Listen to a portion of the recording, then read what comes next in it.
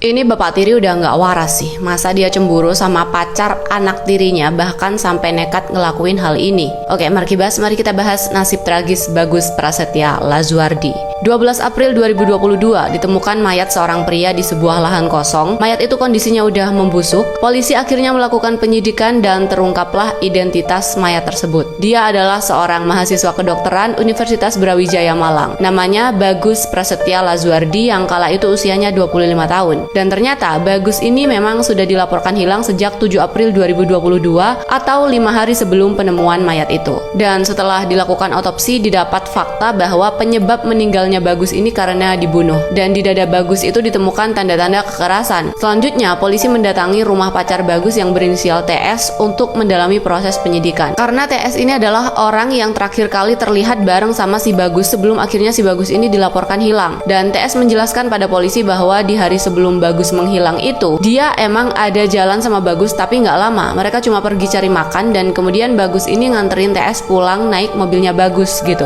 Nah, ketika TS bilang Bagus nganter TS pakai mobilnya Bagus, di situ polisi ngerasa dapet clue baru. Karena di sekitar lokasi penemuan mayat Bagus itu nggak ada ditemukan mobil satupun. Akhirnya polisi melacak keberadaan mobil si Bagus ini. Dan ternyata polisi nemuin mobil Bagus ini ada di rumah seorang pria bernama Ziad. Dan Ziad ini tidak lain adalah ayah tirinya TS, pacarnya Bagus. Jadi mobil itu ada di rumah Ziad sendiri di Malang, bukan rumah yang ditinggali bareng sama TS dan ibunya TS. 15 April 2022, polisi akhirnya menangkap Ziad dan Ziad segera dimintai keterangan. Ziad mengakui bahwa memang dia pelaku pembunuhan itu.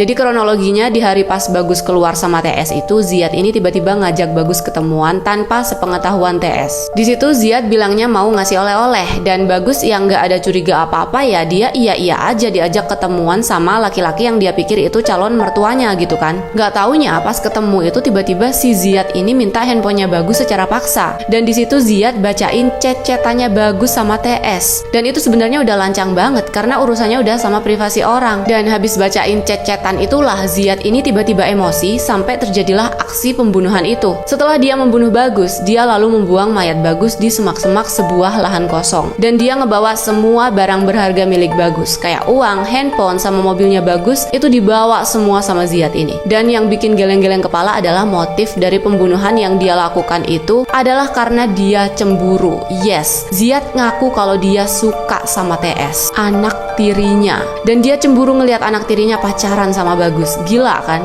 Atas perbuatannya ini Ziad dijatuhi hukuman penjara seumur hidup.